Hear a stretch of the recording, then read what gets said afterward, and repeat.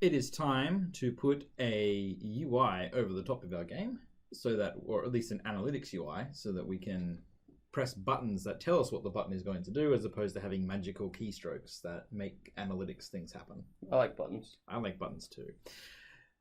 First off, I'm looking at the analytics manager, and we've got two analytics displays here. I don't know when we added the second one, and we don't need to, so I'm going to get rid of one. If you noticed this in a previous video and you don't have two, that's great. If you have two, I don't know why. Let's just get rid of it. All right, so let's make a UI thing. In one of the prior videos, I put the scene and the game into their own individual tabs. I'm going to pull them back out and put them back like this. Right, so let's add in some buttons. To do that, we go to Game Object UI and add in button. And that adds a canvas object for us, and all of the UI elements get parented to the canvas element. So the button, let's see, let's just put the buttons down first. No, let's not. Let's put this one in the position that we want it, and then we can talk about what we want to do with it. Right. So over here in the inspector, top left, I'm going to make my anchor point on my elements be the top left of them. And then I'll pull this guy up to 0, Whoa. 0. Yeah, it's a bit cool how it puts it like in the real world space in here. That's so weird. There's the button. Oh my god. But we're going to ignore the scene view. Okay, so we'll put this into, what is it, width, so you can be 90 sideways and then maybe like negative 30 on the way down. Cool. That's good. I do like this part. If you want to make a button do something, then on the button script itself, so I'm explaining this one, most people probably have already played the UI quite a lot. Nick hasn't. So we can go add to list on click, and it says, what object do you want me to refer to? So then you pull in the analytics manager, put it over the top, and it goes, cool, what function do you want me to call? Oh, that's cool. It has access to every single class, or every object script that's on top of itself. So all of a sudden, we have access to everything. But we made all of our press button to do analytics things private. So we're going to have to make them public. Let's make them public. Let's make them public into the script.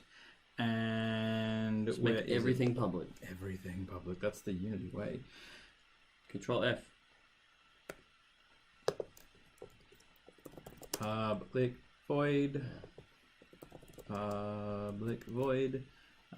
Clear viz pathways can be empty. You can be public. And get player path by time. So that was under update. The 4 things should now be able to have buttons or be publicized. Yeah.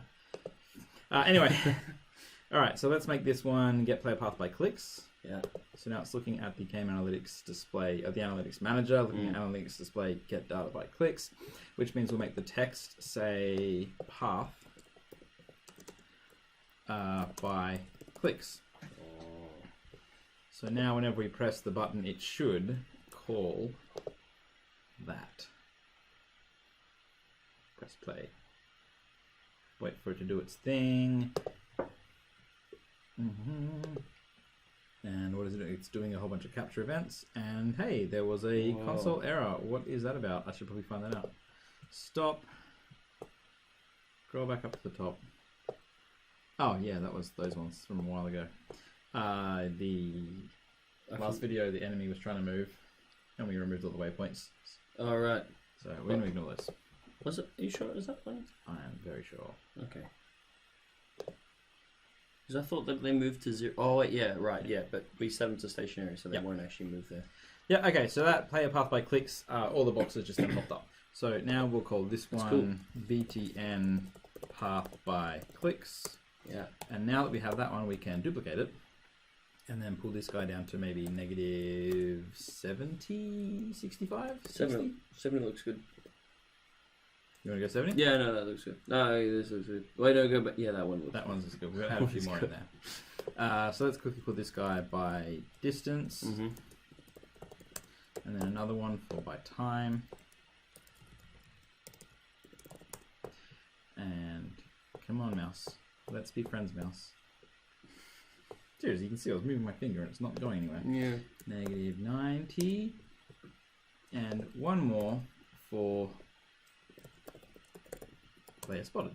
Which makes you negative 120. Cool. Now to rename them all by distance, by time, and what do you want to call this one? Just player spotted, I guess. Just player spotted. Oops. So player spotted now needs to be set what its click event's going to be, which will be analytics display get data player spotted. Cool. By time is analytics display Player by time. Distance is distance. What's up? It's like cheating. How is it so easy? Would you like it to be harder? No, but it's just... That's I great. wasted so much time in OpenGL. Alright, so we are also going to need to have a drop-down list so that we can pick the level version. So let's go to Game Object, UI, and where is the drop-down list? Drop-down. There it is. Oh. Come on, mouse. We'll call this one DList level. What? Versions. BTN for buttons. Yeah. Oh, I see. Oh, they already had button in front of them. What was I doing that for? Oh, no. Because player spotted didn't have... Oh, right, yeah, thank you. Whoops. Need another coffee? Wouldn't mind one, actually. Alright, so DList level versions. So if we look over on the inspect on the right hand side, we've got this drop down script here. In here we've got the options that are available for that. Now we can't, it's down the bottom here at the moment, in the bottom left of the game view. So let's put this back to negative 80. Actually, you know what? Negative 120. And go, come on, 0. Oh, right. I'm going to write that to the left. Now it'll make more sense. Negative 60. Can't you just drag it? Nope. Oh, really? Oh, I guess it's in game view. It's a game.